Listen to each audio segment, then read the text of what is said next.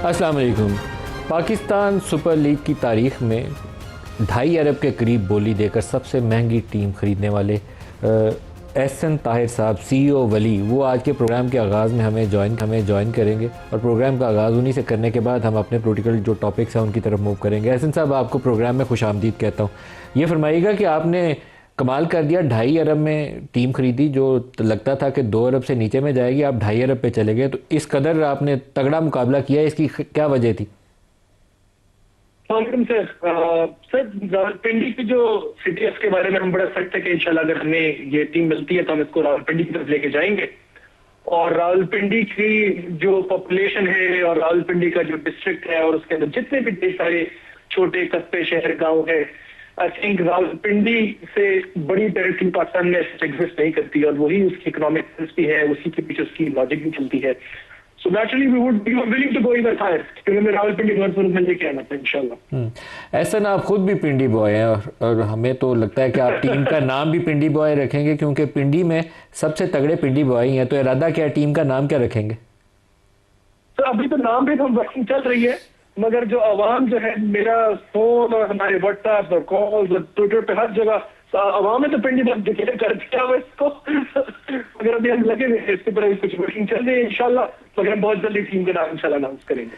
आपका professional structure क्या होगा? टीम मैनेजमेंट कैसे चलाएंगे? आई नो यू कि आप एक टेक गाय हैं, आपकी उस मामले में एक्सपर्टीज़ हैं, बैकग्राउंड आपकी उसमें ये आर्टिफिशियल इंटेलिजेंस और इन चीज़ों पे आप बहुत काम करते हैं, लेकिन आपने क्रिकेट में कदम रखा है, तो क्रिकेट के लिए आपके पास टीम मौजूद है, कैसे चलाएंगे टीम को? जी नदीम शायद अगर आपने अगर वली के बैकग्राउंड को देखें तो वली टैलेंट रिप्रेजेंटेशन में बहुत अरसे से है, तकरीबन 1 दहाई के करीब से हम टैलेंट रिप्रेजेंटेशन है और हमारे सब मेजर पोर्टफोलियो है जिसमें एथलीट्स, स्पोर्ट्स और ना सिर्फ क्रिकेट बल्कि डिफरेंट स्पोर्ट्स में हम मीडिया एडवर्टाइजिंग और टैलेंट रिप्रेजेंटेशन में ऑलरेडी काम कर रहे हैं। क्योंकि जब हम लोगों ने बिल्कुल सोचा था कि हम आएंगे और टीम को लेके जाएंगे, सो हम लोगों ने तकरीबन कोई 1 हफ्ते से या 2 हफ्ते से हमने अपनी डेटा टीम्स को बिल्कुल टास्क किया हुआ था कि भाई get up the best combination, क्या रिटेंशन होनी चाहिए, क्या डायरेक्ट साइन होने चाहिए, क्या कॉम्बिनेशन होने चाहिए, किन फिक्सर्स के तहत होना चाहिए। तो अल्हम्दुलिल्लाह हमारी एक अच्छी वर्किंग उससे मौजूद हुई भी है। दूसरी आपने बात की क्योंकि ज़ाहिर है बड़ी टेक हमेशा से टेक्नोलॉजी का बैकग्राउंड और ग्लोबल कॉर्पोरेट स्ट्रक्चर है, तो हम इसको गवर्नेंस से बड़ा कॉर्पोरेट स्ट्रक्चर के तौर पर चलाएंगे और नीचे अथॉरिटी और अकाउंटेबिलिटी पास की जाएगी with head coaches and captain, फिर वो डिसाइड करेंगे इंशाल्लाह with the support the data team के क्या टीम बननी चाहिए, क्या टीम नहीं बननी चाहिए। कोई एक आध बड़े खिलाड़ी का नाम दें जो लाइकली आपकी टीम का हिस्सा बन सकते हो? सर सारे बड़े खिलाड़ी तो इंशाल्लाह अभी भी ऐसे काफी अच्छे ऑप्शन अवेलेबल है and we are racing against time है। तो बिल्कुल हमने मैं सब बिल्कुल वॉर रूम के बाहर बैठे तो हमने एक वॉर रूम सेटअप किया हुआ है जिसमें कॉन्स्टेंटली मेहनत कर रही है एक अच्छे से अच्छा प्लेयर को इंशाल्लाह हम लोग लॉक कर सके। So we are working towards it, but इंशाल्लाह शायकीन को और पिंडी के शायकीन को बहुत जल्दी अच्छी खुशखबरी मिलेगी इंशाल्लाह। बेस्ट विशेज़ है आपके लिए एहसन ताहिर, आप भी जीतें और आपकी टीम भी जीते, अच्छा मुकाबला करें, PSL में अच्छा परफॉर्म करें। हमारी नेक ख्वाहिशात आपके साथ हैं। एहसन ताहिर साहब CEO वली ग्रुप हमारे साथ थे, स्टूडियोज़ में आते हैं, स्टूडियोज़ में हमारे साथ हैं। आप साहब सीनियर रहनुमा हैं PMLN से, इसके अलावा वी होप के सेनेटर मिशाल यूसुफजई PTI से, वो भी शॉर्टली हमारे साथ होंगी। आबिद शेर अली साहब, आज आपकी हुकूमत ने एक कमाल काम ये किया, पहले हमने बड़ी कोशिश करके लोगों को कहा कि सोलर लगाओ, सोलर लगाएंगे तो अरबों डॉलर का जो हम सालाना ऑयल इंपोर्ट करते हैं ना, उसका बोझ पाकिस्तान पे ख़त्म हो जाएगा। फिर हमने कहा कि सोलर की वजह से ये जो कैपेसिटी पेमेंट्स है ना, इसका बोझ बढ़ रहा है, इसलिए कि शहबाज साहब ने बड़ी महंगे नरखों के ऊपर चाइनीज़ वो जो IPPs थे उनको साइन किया हुआ है, उसकी सज़ा में हमने कीमत कम करना शुरू कर दी। आज हमने नेट मीटिंग ही मुका दिया, कहा नेट मीटिंग नहीं 10 रुपये का यूनिट खरीदेंगे आपसे और आपको 50 का बेचेंगे। ये कौन सी पॉलिसी है? खुदा का खौफ का है कुछ। मतलब मैं पहले रिकॉर्ड की दुरुस्तगी के लिए जो नवाज शरीफ साहब की हुकूमत में पावर प्रोजेक्ट्स लगे गैस पर, उस वक्त आपको पता है कि 18-18 20-20 घंटे की मुल्क के अंदर लोड शेडिंग थी। डैम बनाना उस वक्त मुमकिन नहीं था कि आप डैम बना लें। हमने जो कतर के साथ डील साइन की थी वो सस्ती तरीन गैस पर जो पावर प्रोजेक्ट थे, बिक्की बल्लू की, ये हमारे 3 पावर प्रोजेक्ट थे जो गैस बेस्ड थे, जिनसे 3600 मेगावाट बिजली पैदा की, जो रिकॉर्ड मुद्दत में शहबाज शरीफ साहब की अनथक मेहनत थी, उसमें कोई दो राह नहीं है कि वो उसमें पाकिस्तान के अरबों रुपए भी बचाए उस प्रोजेक्ट में। वो उसके बाद इमरान खान साहब ने जो कतर के साथ हाल किया, वो डील का हाल किया, तो उसके इसबाब और हैं, इस पर डिबेट अलग रख लीजिएगा। जहाँ तक बात नेट मीटरिंग क्या है, ये बिल्कुल ठीक फैसला नहीं है, मैं इसके साथ नहीं हूँ। पब्लिक में बड़ी रिजेंटमेंट पाई जाती है। आप इसको पॉलिसी को ठीक कर लेते, कोई प्राइस निगोशिएट कर लेते, कोई उसकी जो कॉस्ट थी उसको नीचे, आप इसको नेट मीटरिंग को ख़त्म करके पूरा बोझ एक मरतबा लोगों ने हर घर में, हर ऑफिस में, या तो पहले आप पॉलिसी ना बनाते, सोच समझ के बनानी चाहिए थी। तो मैं समझता हूँ कि इसमें इतनी जल्दी नहीं करनी चाहिए। अभी सब लोगों ने ना अपनी गाड़ियाँ बेच के तो घरों में सोलर लगवाए हैं। जो लोअर मिडिल क्लास फैमिलीज हैं, उन्होंने सुजुकी गाड़ी थी या छोटी गाड़ी थी, वो बेची के बिजली के बोझ हर महीने 50-60 हज़ार नहीं दे सकते। मैं इसमें अर्ज़ करूँ कि यहाँ पे पार्लियामान है, उसके अंदर डिबेट होनी चाहिए थी, और जो कंसेंसस के साथ पॉलिसी बनती उस पॉलिसी पर अमल करते। तो अब मैं समझता हूँ कि ये फैसला दे देना, फिर लोगों का प्रेशर आएगा, फिर उसको रिवर्स करना, ये कोई अच्छा मैसेज नहीं जाता। मिनिस्ट्री को इस पर पूरा होमवर्क करना चाहिए था। पहले पॉलिसी बनाने से पहले आपने नेट मीटरिंग लोगों को दी, आपने एक एग्रीमेंट उनसे साइन किया, उसके बाद जो भी पॉलिसी है, जिस रेट पे देना, जिस रेट पे लेना, वो जिस रेट पे बेचते थे, तो आपको उस हिसाब से फिर उस वक्त पॉलिसी बनानी चाहिए थी नेट मीटरिंग की। आपने पहले खुद ही इसकी तशहीर की, खुद ही किया। तो मैं समझता हूँ कि इसको मिनिस्ट्री को इतनी जल्दी नहीं करनी चाहिए थी। बहुत गलत पॉलिसी है। आप इसका देखें लॉन्ग टर्म गेन क्या है।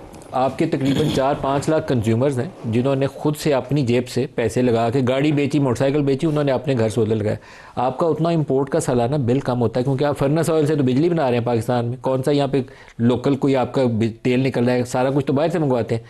तो आपका बिलियंस ऑफ डॉलर का ऑयल इंपोर्ट का बिल नीचे जा रहा है। वो कॉस्ट उन्होंने फैक्टर नहीं की। हमारे मिनिस्टर साहब ने आज वो बड़ा क्रेडिट लिया, उन्होंने बड़ी रिफॉर्म कर दी। रिफॉर्म क्या खाक कर दी है लोगों को, तो आपने नुकसान चूना लगा दिया, उनको चूना लगा दिया। मैंने कहा कि पार्लियामान बैठी है, तमाम इलेक्टेड लोग बैठे हैं नेशनल असम्बली में, जाहिर है उनके लिए भी सब शानी का बायस बनेगा। हल्कों में, अवाम में, हर घर में सोलर लगा हुआ है, हर बिल्डिंग पे सोलर लगा हुआ है।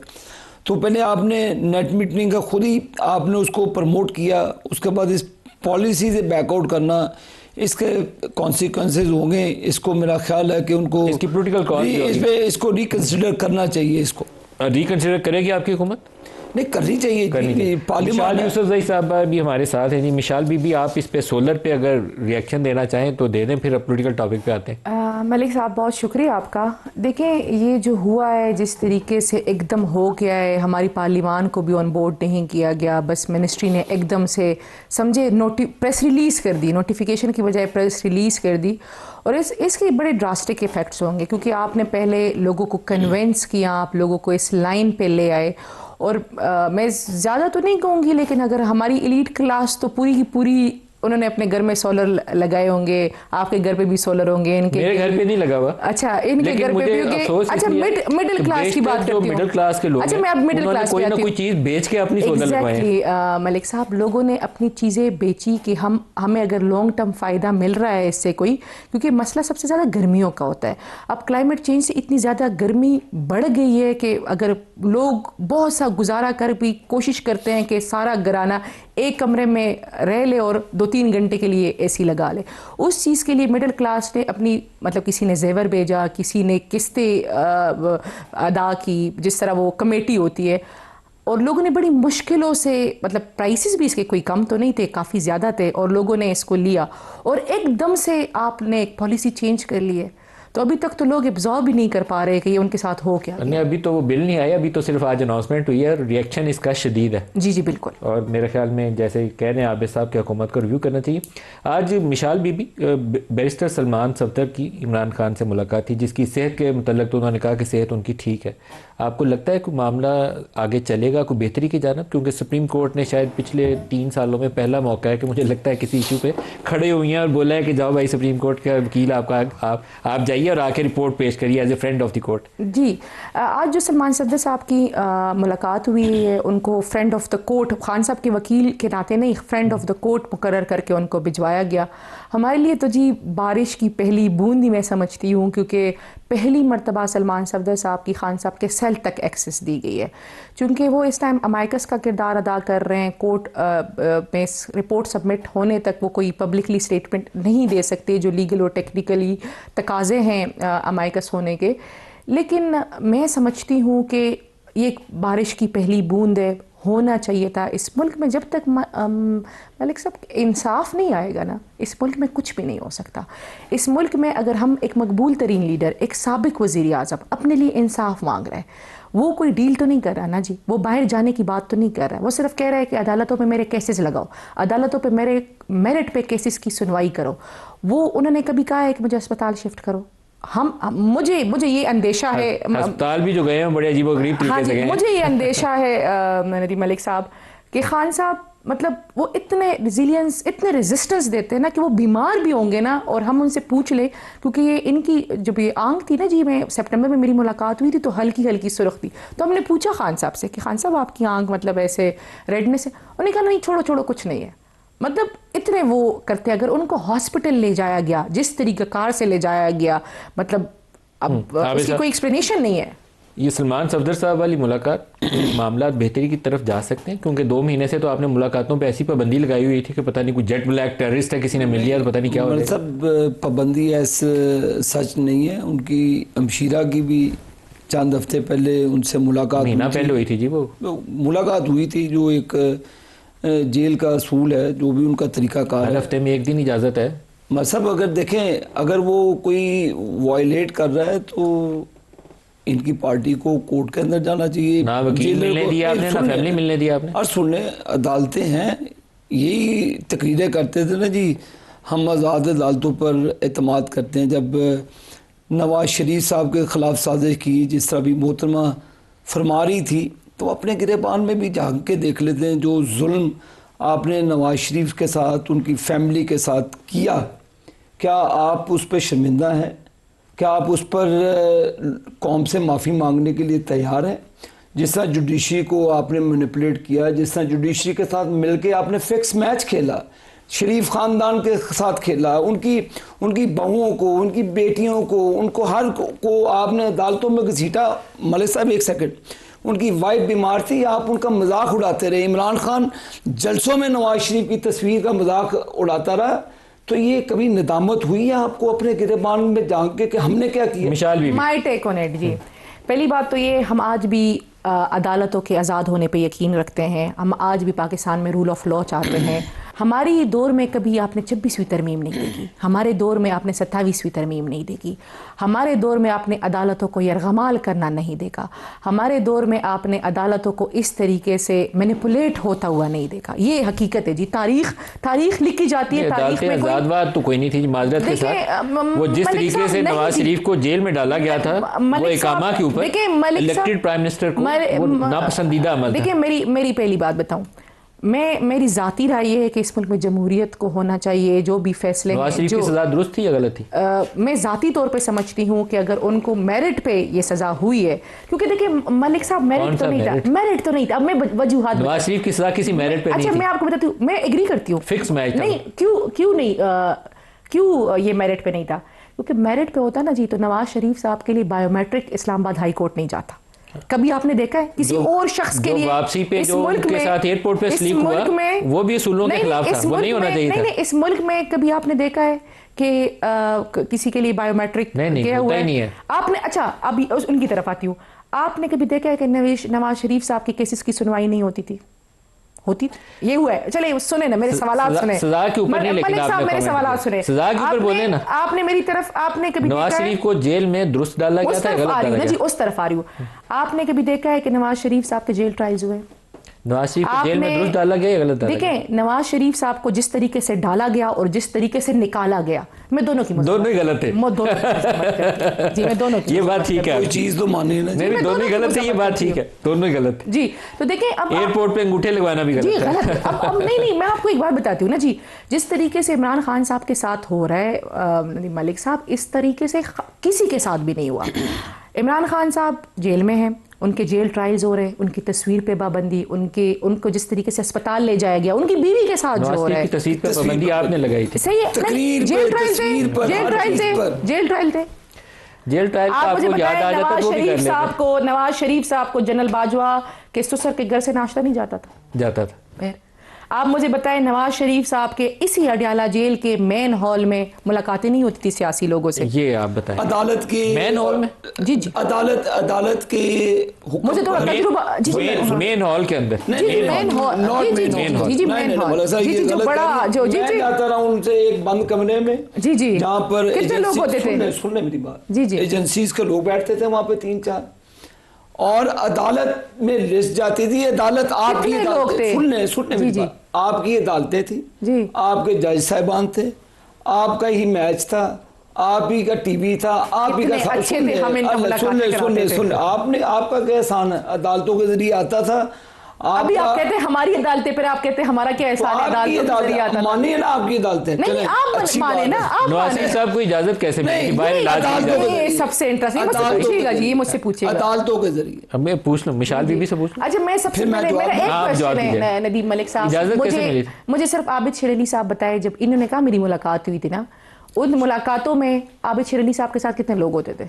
मेरे साथ तो कोई भी नहीं। आप अकेले मिलते थे? सोलो मुलाकात हुई थी आपकी नवाज शरीफ साहब के साथ? कितने लिस्ट में कितने नाम होते थे? अदालत करती थी ना, कितने 8 होंगे 10 होंगे, 8-10 होते थे सब। इमेजिन, आप अंदाजा लगाएं, 10 लोग ये हो गए, अदालत 10 लोग ये हो गए, 4 एजेंसियों के हो गए, टोटल कितने हो गए?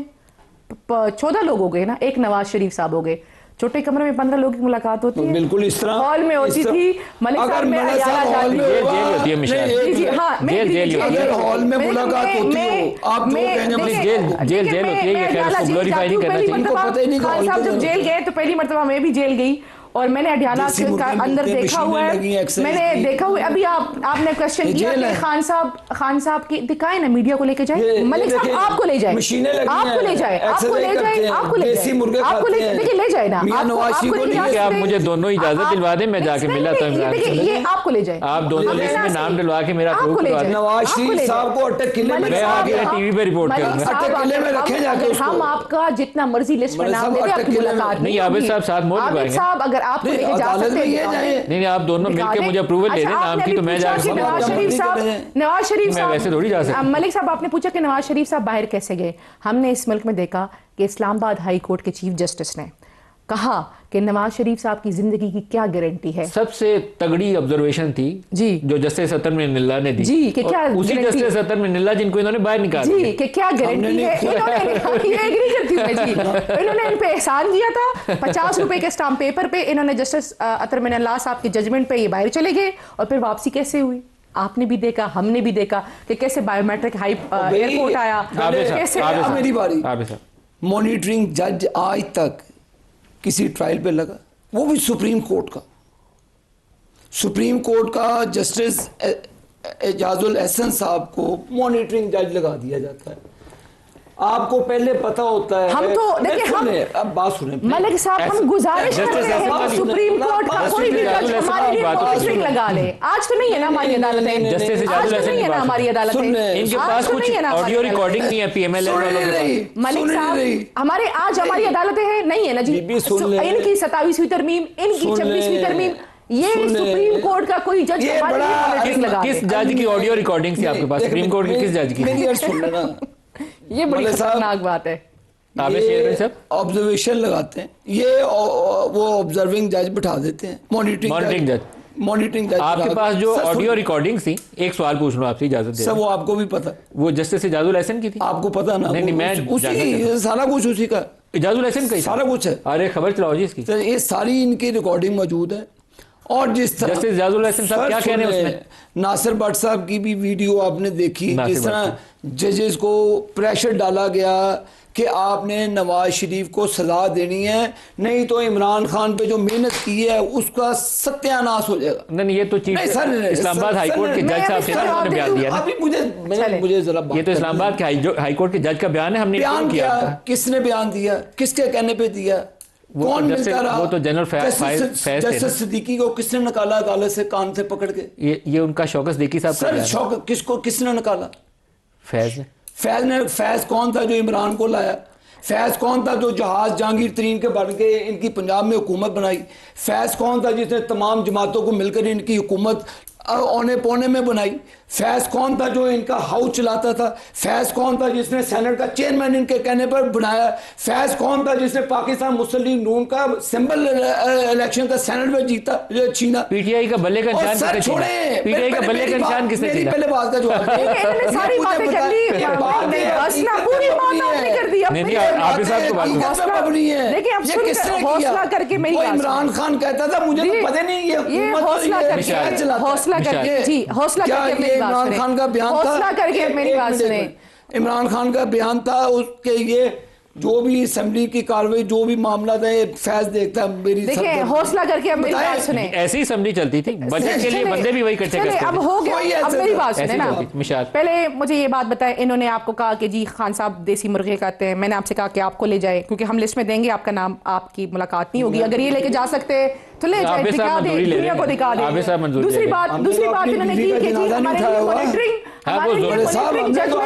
जनाजा नहीं उठाया हुआ, जुल्म किया हुआ आपने, आपके साथ बैठा हुआ जुल्म किया। आपको क्या पता क्या जुल्म आप लोगों ने किए? हमने भुगते हुए सारे ये बड़ा, लेकिन फिर भी हम आबिद शेर अली की चार बेटियां और सबसे छोटी मेरे ख्याल उस वक्त 2 या 3 साल की थी, 3.5 साल की थी। तो जब इनकी वाइफ की डेथ हुई है और वो पाकिस्तान वापस नहीं आ सके, क्योंकि आते तो जो कुछ आपने करना था।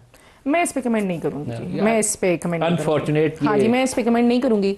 लेकिन मैं इस तरफ किसी भी पॉलिटिकल पर्सनालिटी के साथ ये नहीं होना चाहिए, चाहे वो नवाज शरीफ हो, आबिद शेर अली हो या इमरान खान हो। मैं कहता हूँ यहाँ आप लोगों में रख रखाव होना चाहिए, सारों के साथ एक जैसा अच्छा सलूक करें, देखें बुरा मत करें।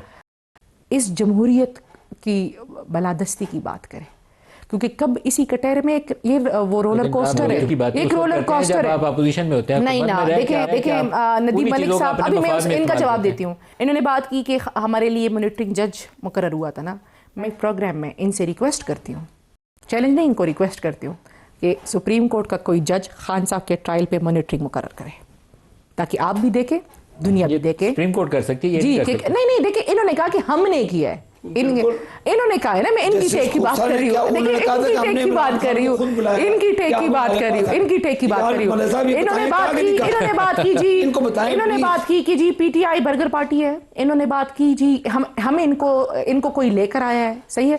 वो जो सारी स्पेकुलेशंस थी ना नदीम मलिक साहब, वो वक्त के साथ अवाम ने, पाकिस्तान ने, दुनिया ने देख ली कि जो फस्तायत हमने बर्दाश्त की, जो जुल्म हमने बर्दाश्त किया, जिस तरह के चापे हम पे मारे गए, जिस तरह की FIR हम पे करवाई गई, मुझ पे मलिक साहब 79 दहशतगर्दी की FIR है, इमेजिन करें। आप तो बड़ी लीडर। जी मैं दहशतगर्द हूँ?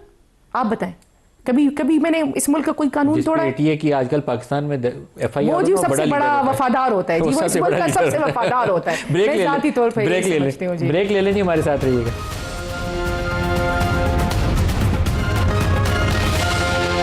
प्रोग्राम में दोबारा खुशामदीद कहते हैं। आबिद शेर अली साहब, बाज़ औक़ात मुल्क अपने कौमी मफाद को सामने रखते हुए जो आपस की सियासी तफरीक होती है ना, उसको पीछे रख देते हैं। शायद हम जिस चैलेंज से गुजर रहे हैं, ईरान के ऊपर जो इस वक्त इसराइल की और अमेरिका की पॉलिसी है, जो कुछ मिडल ईस्ट में जो कुछ हो रहा है, तो हमें मेरे ख्याल में लॉन्ग टर्म पाकिस्तान का इंटरेस्ट सामने रखते हुए इंटरनल यूनिटी के ऊपर, हार्मनी के ऊपर ज़्यादा काम करना चाहिए। लड़ाई बाद में हम लड़ सकते हैं अपनी। देखें, इसमें कोई दो राय नहीं है कि मुल्क के अंदर पॉलिटिकल स्टेबिलिटी और हार्मनी होनी चाहिए, लेकिन मौलाना साहब ताली एक हाथ से नहीं बजती। आप का सोशल मीडिया, आपके लोग फ़ौज के ख़िलाफ़ एक बहुत ही गलत नेगेटिव प्रोपेगेंडा, इनकी मेन लीडरशिप, आप भी शायद उन चीज़ों से रोज़ाना ही गुजरते हैं जो इन्होंने अब एक पूरा इन्होंने नेटवर्क बनाया, अपनी फ़ौज को टारगेट करते हैं। फिर कहने की बात यह है कि इनकी मुहब्बे वतनी में मुझे कोई शक नहीं है, ठीक है, लेकिन जो लोग अपनी फ़ौज को, अपने सिपा सलार को, जिन्होंने इंडिया को ज़ेर किया और जिसकी वजह से पाकिस्तान के इमेज में इजाफा हुआ, दुनिया जहान में अल्हम्दुलिल्लाह जो पाकिस्तान को दूर से देख कर गुजर जाते थे, पास आकर गले मिलकर, और उसके बाद अल्लाह ताला ने हमें मुहाफ़िज़ बनाया सऊदी अरेबिया का, और भी चीज़ों का पाकिस्तान को एक अहमियत मिली दुनिया में, पाकिस्तान की दफाई सलाहियत उभर कर आई। मतलब साहब, आप मेरे से लड़ें, पॉलिटिकली लड़ें, आपको इतराज़ है, बिल्कुल आप एक पॉलिसी, आपकी पूरी ऑफिशियल मीडिया, इनका ट्विटर देख लें, इनके लीडरशिप को देख लें, फ़ौज को तनकीद का निशाना बना रहे हैं। एक तरफ दुश्मन तनकीद का निशाना बना रहे हैं और ऊपर से ये बना रहे हैं, बजाय कि इनको एक पॉलिटिकल स्टेबिलिटी की बात करनी चाहिए। इनको पार्लियामान के अंदर माशाल्लाह सेनेट में भी इनके लोग मौजूद हैं, कौमी असम्बली के भी अंदर इनके लोग मौजूद हैं, क्यों नहीं उस प्लेटफॉर्म को यूटिलाइज करके एक पॉलिटिकल डायलॉग की तरफ जाएं। आपने आपने एक महाज खड़ा कर दिया, नफरत का आपने दीवार खड़ी कर दी फौज के खिलाफ जी, प्रोपेगेंडा आप लोग देखिए जी, पहली बात तो यह है कि मैं आबिद शेर अली साहब की इस बात की भरपूर मजम्मत करती हूँ। खान साहब का वाज़े मौक़िफ़ है कि ये मुल्क भी मेरा, ये फ़ौज भी मेरी। जब इंडिया का हमला हुआ था, ये बात ऑन रिकॉर्ड है कि बॉर्डर पे फ़ौज लड़ रही थी, मुल्क में फ़ौज लड़ रही थी क्योंकि ड्रोन्स आ रहे थे, और सोशल मीडिया पे PTI लड़ रही थी फ़ौज के साथ। ये लोग तो सोए हुए थे।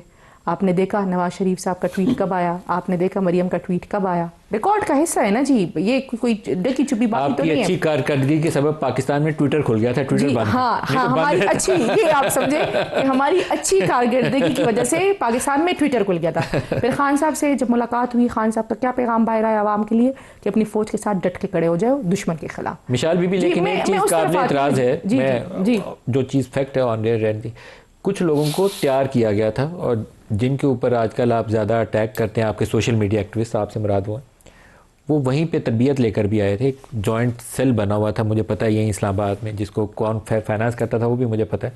उन्हीं में से बाज़ लोगों ने फ़ौज को बाद में ऐसी चीज़ें उन्होंने, मतलब आसिम मुनीर साहब की फैमिली की ट्रैवल हिस्ट्री किसी ने लीक करवाई पहले नादरा से, फिर सोशल मीडिया पे किसी ने शाया कराई। इस तरह की चीज़ें मुनासिब नहीं होती। उनकी भी बेटियां वैसी हैं जैसे किसी और की बेटियां। देखिए, मैं आपको इनको ग्रेस करना चाहिए। मैं आपको एक बात बताऊं, ग्रेस का मुजाहरा दोनों तरफ से होना चाहिए। अगर एक मुल्क के मकबूल तरीन लीडर साबिक वज़ीर आज़म को आप सिक्योरिटी थ्रेट बोलेंगे, होना चाहिए? नहीं होना चाहिए था। वज़ीर आज़म को तो मुल्क दुश्मन, कोई मोदी का यार, ये चीज़ें आप मोदी का यार कहते थे, इन्होंने पता नहीं यहूदी एजेंट कहना शुरू कर दिया। दोनों गलत है। अब आती हूँ मलिक साहब के PMLN का मसला क्या है। PMLN ने हमेशा ही सियासत इदारों और आवाम को लड़ाते हुए की है। कैसे? यही PMLN थी जब इन्होंने स्क्रीनें लगा के, आर्मी यूनिफॉर्म में तस्वीरें लगा के स्पीचेस की। यही PMLN थी जिन्होंने वो नारे लगवाए, अगर मैं बोलूँगी तो आपके प्रोग्राम पे ऑन एयर नहीं हो सकेंगे। सही है जी, इन्होंने ऐसे नारे लगाए। हम कौन है? हमें अवाम ने मैंडेट दिया हुआ है। सही है, हम ये समझते हैं कि मुल्क भी मेरा, ये फ़ौज भी हमारी फ़ौज मजबूत होगी तो हम दुश्मन से लड़ लेंगे। हमने हमेशा जब फ़ौज को ज़रूरत हुई, हम फ़ौज के पीछे खड़े हुए। ये लोग क्या होते, ये लोग सोए होते उस टाइम, ये मोदी के साथ अपनी दोस्तियां निभाते, अपने बिजनेस को बचाते हैं। आप इन्हें मोदी का यार बोले या आप कोई एजेंट बोले? अच्छा, शुक्र है, देखिए अभी शुक्र है ये इसराइल की बात हुई, ये देखिए इसराइल की बात हुई, अभी न्यू एविडेंस फाइल्स आए हुए हैं, उसमें क्या रिकॉर्ड पे। देखिए सच जो है ना, सच नहीं छुपता। इनकी ये आप मुझे बताएं, इन्होंने नारे लगाए वोट को इज्जत दो, एक बहुत और नारे लगाए, वो मैं नहीं कह सकती। पूछे ना, देखिए पूछे ना। अच्छा, अब देखें नवाज शरीफ साहब क्यों खामोश है, उस तरफ नहीं जाती मैं मलिक साहब। अभी मैं आपको बताती हूँ कि जब भी इस पाकिस्तान को ज़रूरत होगी, इस मुल्क की फ़ौज खड़ी होगी, इस मुल्क की आवाम खड़ी होगी, जिन्होंने हमें मैंडेट दिया हुआ है। मलिक साहब, अब आप भी मुस्कुरा रहे हैं, मैं भी मुस्कुरा रहा हूँ, मैं बीबी को क्या जवाब दूँ। बट एनीवे, बात ये है, सियासत में हमारी बहुत सारी ऐसी मनफी चीज़ें और आप सारी जमातों का चलें, आप मुझे इनको शायद पता ना हो, इमरान खान जो चार्टर ऑफ डेमोक्रेसी साइन हुआ था, he was one of the signatory. किसने वायलेशन की? क्यों वायलेशन की? इक़्तिदार के लिए। आपने हमारे लोगों पर मंशियात के केस बनाए, आपने हमारे लोगों पर एहसन इकबाल जैसे बंदों को आपने तशद्दुद का निशाना बनाया, ख्वाजा आसिफ को आपने तशद्दुद का निशाना बनाया, उसकी बीवी को तशद्दुद का निशाना बनाया। हमारे जो हाफिज नुमान साहब हैं उनको फैंटी लगती थी, जेल के अंदर फैंटी लगती थी। उसके बाद हमारे जो ख्वाजा साद रफ़ीक साहब हैं, ख्वाजा सलमान रफ़ीक साहब, कौन कौन सा मैं इनको जुल्म से बताऊं कि इन लोगों ने क्या नहीं किया। लेकिन मलिक साहब, हम पॉलिटिकल विक्टिमाइजेशन के हमेशा ख़िलाफ़ रहे हैं कि कारकुनों के ख़िलाफ़ कार्रवाई नहीं होनी चाहिए। जब कब खिलाफ थे आप? कब खिलाफ थे आप? सर सुने, जब 9 मई का वाक़या होगा, जब आप फौजी इमलाक के ऊपर हमला करेंगे, जब आप अस्पतालों को प्लीज सुन लें, आप ये सुन लें, पागल है जी कि हम शायद हो अपने आप को खराब करेंगे 9 मई का वाक़या लाने के लिए। अगर देखिए, अगर इन्होंने मलिक साहब इन्होंने किया ताकि मरियम जो है ना सीएम बन जाए, इन्होंने 9 मई कराया ताकि शहबाज शरीफ पीएम कर दे। सियासी है, अली मामा गैर सियासी है, मरियम नवाज सियासी है। मरियम नवाज कराची के अंदर आपने मरियम नवाज का वादा तोड़ा। हुकूमत थी, उस वक्त ये कितना ठीक था, मरियम नवाज का पार्टी की हुकूमत थी, आपको ख़वातीन के इत्मीनान पार्टी की हुकूमत थी, जिनके साथ इन्होंने अलायंस किया, जिन्होंने मरियम के दरवाजा, मरियम नवाज का दरवाजा तोड़ना गलत है।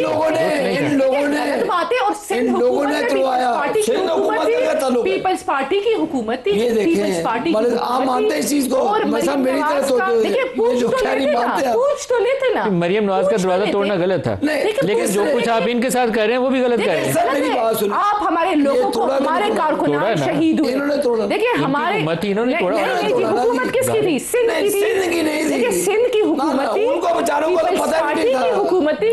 अभी ये बताएं, सूबाई हुकूमत का काम नहीं था, जिन्होंने तोड़ा था उसको बिलावल भुट्टो ने उसको फोन किया था, बंदे को हटाओ यहाँ से। ये भी रिकॉर्ड का हिस्सा है कि मरियम नवाज अपने बाप को मिलने जाती है, रिकॉर्ड का हिस्सा उसको हथकड़ी लगाती है, रिकॉर्ड का हिस्सा है। मरियम नवाज को जेल के अंदर हथकड़ी लगाई। देखिए अच्छा, अब मरियम नवाज जेल में हथकड़ी लगाई। मरियम नवाज मैनेज करती थी मीडिया को, रिकॉर्ड मरियम नवाज को ऊपर शैलिंग कराई, जब नैब के केस पूरी पार्टी चलाती है, गई पेशी, इन्होंने शैलिंग कराई, आपने पत्थर भी मारे, कारकुनों पर पत्थर मारे। क्या बातें कर रहे हैं? इन्होंने, आपको पता नहीं था, आपकी पैदाइश पॉलिटिकली छोटी है, आपको पता नहीं चीजों का। मैं आपसे बहुत छोटी हूँ, आप पॉलिटिकली भी छोटी है, छोटी हूँ, पॉलिटिकली भी छोटी हूँ मैं शाबित तो आपने देखे ना किया करेंगे। हम वो जेंजी हैं जो आप नहीं, अच्छी बात है। देखिए बहुत, मैं दुनिया में चाहती हूँ कि दुनिया देखे आप असली चेहरा। आप शायद जेन जी वाली कैटेगरी में, जी मैं आप जेन जी वाली कैटेगरी, जी, और हम इनकी बातों में नहीं आते आबिद शेर अली साहब, हम नहीं आते। अब इनका मसला आबिद शेर अली साहब 1857 के हैं। देखिए इनका मसला ये है कि इनके साथ जो जुल्म हुआ, ये जुल्म को छोड़ देते, सुनते नहीं। हमारे साथ जो हो रहा है जी, हमारे हजारों FIRs जिसने CCTV फुटेज चुराई है उसी ने 9 मई किया है, इनको फायदा हुआ है। हमें 9 मई गलत था, मलिक साहब, मैं आपको एक बात बताऊं, 9 मई से पाकिस्तान की जमहूरियत तबाह हो गई, अदालतें भी तबाह हो गई। हमने कहा 9 मई गलत था, हम कहते जो 9 मई के जिम्मेदारान है, CCTV फुटेजेस चुराई है, CCTV फुटेजेस इनके पास है ना, पब्लिक आबिद शेर अली साहब CCTV फुटेजेस पब्लिक कर लेंगे। मलिक साहब मैं आपके शो में आके माफी मांगूंगी अगर उसमें हमारा आप माफी मांगे, CCTV फुटेजेस पब्लिक करें। लेकिन 9 मई की हकीकत ये है कि इनके आईटी साहब आते हैं, 9 मई के वाकये में मियां साहब जिनके नाम लेते हैं, जो पार्टी छोड़ जाता है वो 9 माफी हो कब रही है, जो पार्टी नहीं छोड़ता वो 9 मई की कटहरे माफी तलाफी हो जानी चाहिए, सॉर्ट आउट हो जाएगी, माफी ना करे, बहुत इनकी हुकूमत चली जाएगी। पाकिस्तान का मफाद इसलिए कि लड़ाई खत्म हो और PTI में लड़ाई चलती रहे ताकि इनकी हुकूमत कायम रहे। लड़ाई ये जिस बात कर रहे हैं ये खत्म हुई, ये इनकी हुकूमत खत्म नहीं आप ये सर आपको BP का मसला है, मैं छोटी हूं आपसे नहीं, प्रोग्राम एंड पे आ गया, आप दोनों पानी पी सकते हैं आसानी से, मुझे कोई मसला नहीं है। विशाल यूसुफजई और आबिद शेर अली साहब, आप दोनों का बहुत शुक्रिया। आज के प्रोग्राम से इतना ही इजाजत दीजिए, अल्लाह हाफिज।